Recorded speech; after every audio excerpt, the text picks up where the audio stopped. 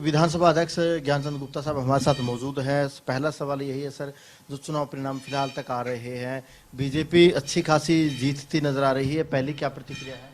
देखिए, मैं हरियाणा प्रदेश की जनता का, तमाम लोगों का, वोटर्स का, जिन्होंने भारतीय जनता पार्टी को भारी बढ़त दिलाई है, उनका बहुत आभार व्यक्त करता हूं, धन्यवाद करता हूं और आशा करता हूं कि उनका जो आशीर्वाद इसी प्रकार से हमेशा भारतीय जनता पार्टी के ऊपर बना रहेगा। चुनाव परिणाम जो बीजेपी के फेवर में आ रहे हैं, क्या खास वजह लग रही है? क्योंकि कौन सा ऐसा बड़ा मुद्दा लग रहा है जिसको देखकर जो शहरों की जनता है उन्होंने वोट दिए होंगे?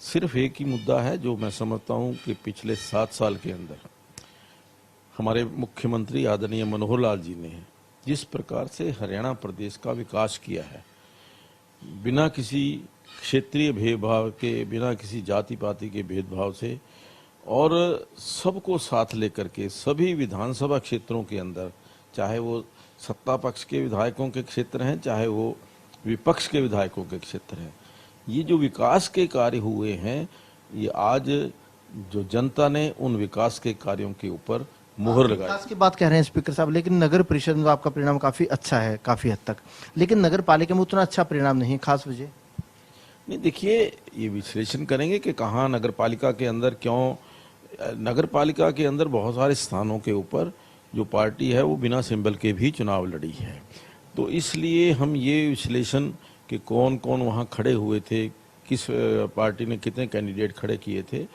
और उसका क्या कारण रहा है, विश्लेषण करेंगे, लेकिन अभी नतीजे आने बाकी हैं और मुझे लगता है वहाँ पर निर्दलियों ने खेल बिगाड़ा है। तो अब वो निर्दलीय आपके थे, कांग्रेस के थे, किसके थे? थोड़ा यही तो है ना कि देखेंगे अभी, क्योंकि उसके अंदर जब सिंबल नहीं होता तो फिर बहुत सारे कार्यकर्ता अपनी मन की इच्छा के मुताबिक खड़े भी हो जाते हैं, लेकिन जब सिंबल देना होता है तो फिर पार्टी का उनके ऊपर एक अंकुश रहता है।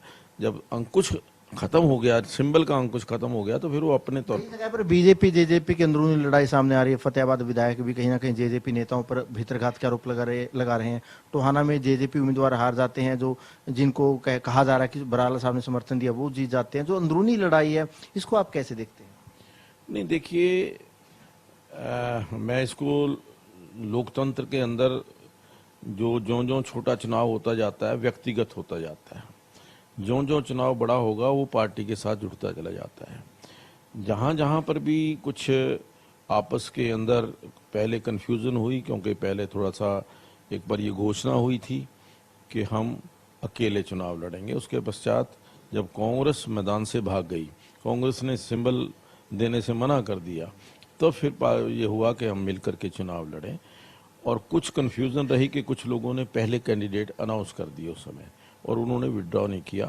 तो मैं समझता हूँ कि ये जो कन्फ्यूज़न थोड़ी बहुत हुई है, उसके कारण आपस के अंदर जो आमने सामने कहीं फ्रेंडली मैच, पार्टी में अगर ऐसी शिकायतें आती है भीतरघात की, एक दूसरे का साथ नहीं देने की, तो किस तरीके की कार्रवाई होनी चाहिए दोनों ही दलों की? अगर बात करें बीजेपी जेजेपी के नेताओं, देखिए, ये दोनों जो पार्टियां, चाहे वो बीजेपी है चाहे वो जेजेपी है, दोनों पार्टियों को गठबंधन का जो धर्म है वो निभाना चाहिए। कहीं पर अगर कहीं निचले लेवल पर कहीं इसके अंदर कोई फर्क नजर आया है तो इसके ऊपर बैठ करके विचार करेंगे। झाड़ू क्यों नहीं चली हरियाणा में?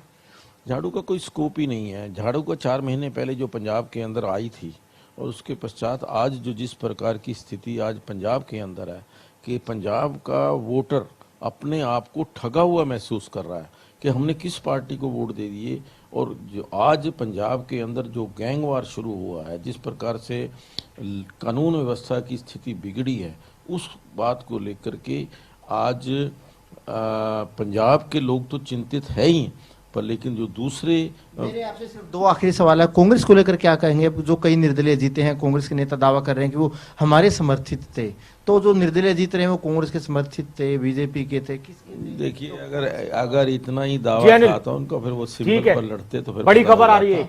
आज किसी को भी अपना कह देना कि हमारे सहयोग से जीते, ये एक लोकतंत्र के अंदर